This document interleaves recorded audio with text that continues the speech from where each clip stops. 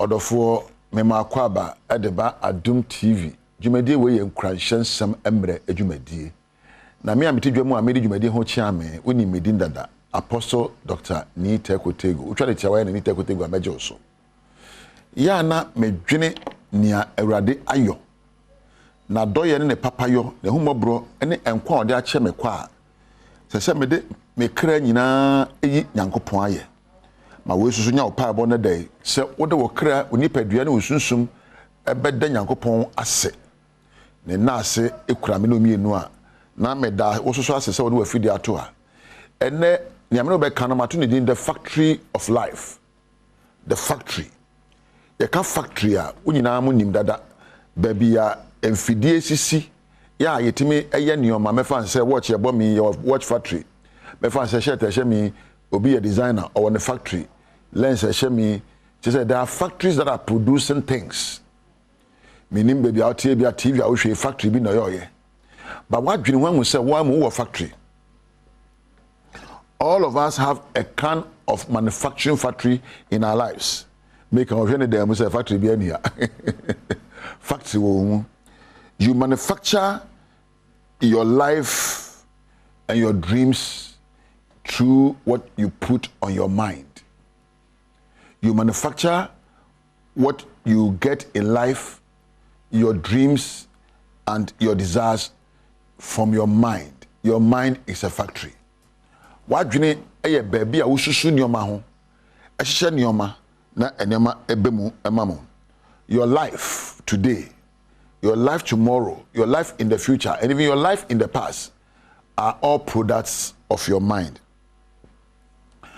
Hwe adwen bia wo badwene nya wo dwen ne nura ene one dia badwen ne ene wo kina enti wa braba wo boyi nkohwe benkum hwe ni fa hwe bonsam emfo osoro onyame de wo pe amaw ne ehia ne se baka papa ma wo pe me gina ma brabo so na pe me gina ma adwene pron so na mentimi ntua na montu a ewo adwen papam se de tie bia no wa brabo no ne susuanso enyina so ene adwene a wo dwene. Life is not promised to be easy. Ababo enye better. Marriage is filled with conflicts. Our dear we interwantawa wumu. Learning calls for sacrifices. Simple school and jayo.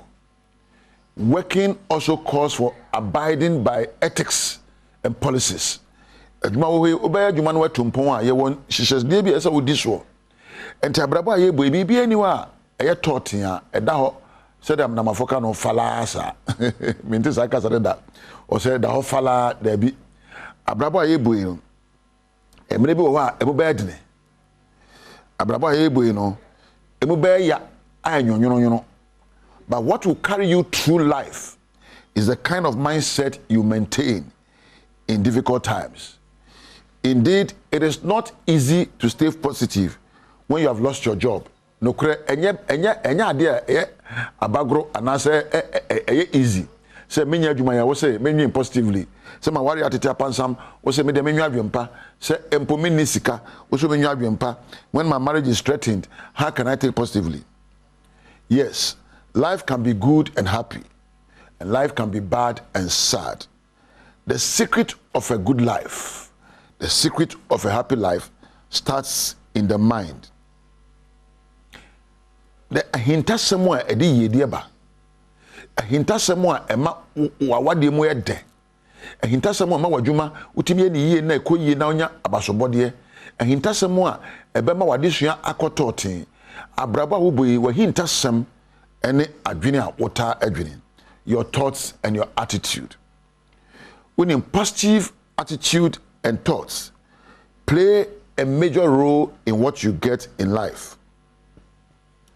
Adwene pa obadwene ni emfoni abetwa gu wadwene pono so ene ensem obeka kire ho a obi ni ho otimu ono eno ene mama abrabo akoyie ana abrabo ate. Yes, it is not easy to maintain a positive attitude all the time.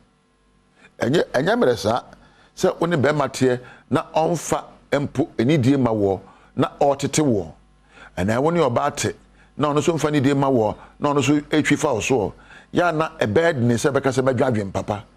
But samre no a ekosa no ena esese wodwan pa It is in our moments of difficulties, it's in our moments of challenges, it's in our moments of frustrations that we need to gather the courage and control what is happening around us by thinking positively.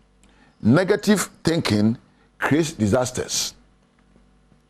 Negative thinking creates anger. Negative thinking creates sadness and worry. So one you know pa na osusuye nyina ye osusuye asabe ya bo mfie osusuye a hye so osusuye wo adwen pono so na menya na meye no menya na meka no we onsem fata sa adwene no a wo dwene no ebe ma bufuo oyewudie ni empo awerɛho ahye wo krama enti ya na wahwɛ nneoma a wo dwene ho na ɛhɔ na ɛyɛ wo factory a wo di produce nneoma. Positive thinking is important in difficult moments. Make a was sorry as a brabo nkoyi. Make a was sorry as a bibia basa. Nite ko se dwadwene pa ane. Se mre mu wona ese dwadwene pa obɛkae a maame bia na me kire wo se na moja etu no emfie dumienu. Ya na odno ho tete me de mense mfata me ko nipa mu ebesere me ho kankan ebepamo me na adwen odwen no na aka na hye. Na dakuru bi en wote se aginkwan namba bi o se na de he se ebeka se me ho bon se moja ne begu fom se de metene mensa ho hadwen pa metene mensa akire krachi so na me ho beto me. When she thought positively, she ended her problems. Odwina adwen pa no o trene nsa no aginkwan ka kire se tumi bi afimi mu en o se wo gidie en age honkwa gidie nyina so ene adwena wodwene enti wo mra ye mu no wo bre mu no manwira adwemfi na waye miye na brabo ye o na we de me ko ne san ye o na ohia ye o na me adwuma mebre o sa adwen no na beka wa hya kosi mra a webre empo mra yomu na adwadwen mpa.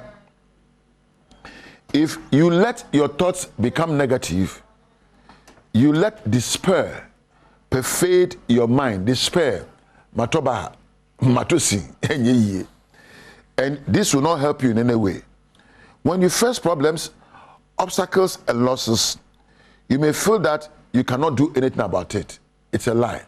So how na bebrese betoa ya na ese wontimi nya ho hwe didi ka betimi ne se obekọ adwen mu no adwen adwene pa susuye papa na ekenya awo na hye wonkran no weto na montuo abusua aha na medu besie ene dey bi sa onsa adwene be na medwene adwene na medwene na beka me akomanim adwene na medwene be hye me nkran adwene be dwene medwene be mama kakasa pa adwene na medwene be kenya me mama ya ne papa adwene a wodwene na wuhia wadwene ene baabia abrabo susuye ene ne sunsanso efiri etine de meja o ha me ka se dwadwene pa nyatenka pa eto na montuo papa mama me na emrante ase eye Enoch cameraman na me na Frank sound na me na MC afo ase me na lighting na floor manager samo Adom TV na efe me na me producer Randolph na eja webe kampedu me da mo nyina ase onyame nhira mu nyinara wo a onya mra hwe me de na me ka kire wo ne se